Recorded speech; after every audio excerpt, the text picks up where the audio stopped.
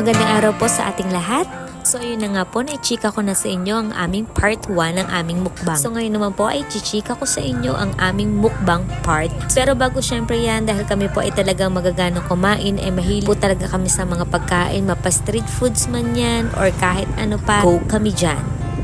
So ayun na nga, nung nasa Infanta nga po pala kami ay kumain kami nitong calamares at after namin yan kumain ay sa daan ay may nakita kami mga prutas kaya bumili na rin kami. So shout out po sa inyo ng mga nagtitinda dyan. Thank you.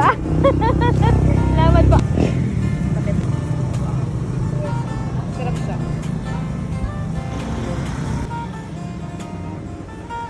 Ate yun. So ang ichichika ko nga po pala sa inyo ay ang ating mukbang part 2. At excited na ako dito kasi ano siya, malaking alimango ang aming lulutuin at mumukbangin.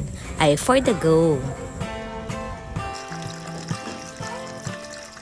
So, nakita nyo naman diba na super laki nitong nabili nilang alimango. So, ang una natin gagawin ay iisa-isahin nating linisan yung mga gilid-gilid. Pabrushin lang po natin at para malinis. Although malinis na naman siya, pero binabrush daw po talaga to make sure na malinis na talaga. Nilagay ko nga po pala itong malaki sa lalagyan pero mukhang hindi kasya. Kaya pinalitan ko. Sorry naman. After nga po pala na yan, ay pakukuluan daw muna po natin. So, hindi ko na po nabantayan kung ilang minutong pinakuluan. Naulaganan naman po ako. Charis. So, after noon, ay hahatiin lang daw natin tapos ay may tinatanggal sila sa loob ng alimango. Basta para siyang hasang sa loob.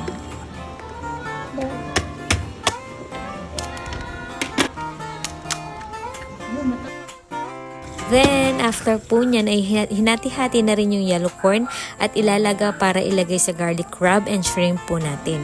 Nagisin na nga din po pala kami ng bawang, mga ricado at nilagyan niya ng butter. So, kailangan daw medyo mahina yung apoy para di masunog. Alam mo sa dami ingredients nito, parang ang alam ko lang na nilagay is sugar, oyster sauce, may toyo ata, tas may Sprite, tapos ano pa ba yung nilagay? Basta yun na yun. Meron din atang paminta. Abay, bakit hindi ako sigurado? Pasensya na po. Alam ko lang atang lutuin ay sinigang lang. Charis lang. So, ito na nga po. Pupunta na tayo sa ating exciting part, ang magmukbang. Bago ang lahat, maraming salamat sa aking mga kaibigan na aking nakasama. Alam niyo na kung sino kayo.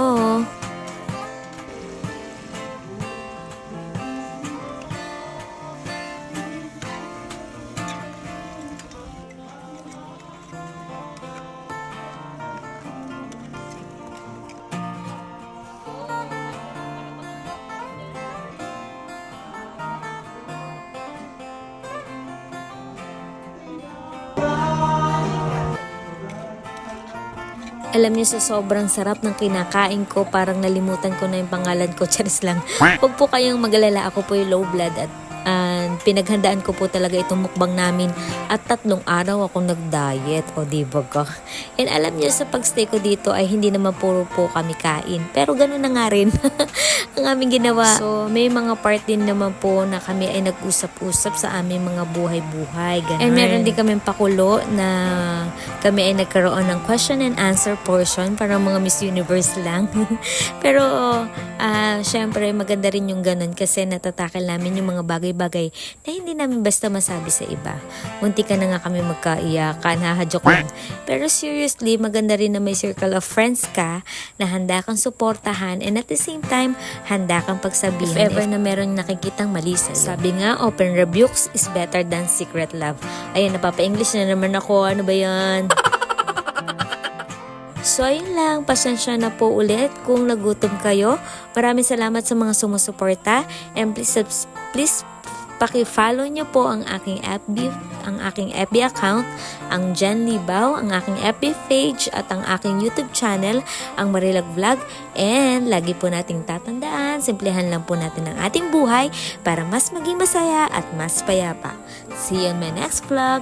Bye!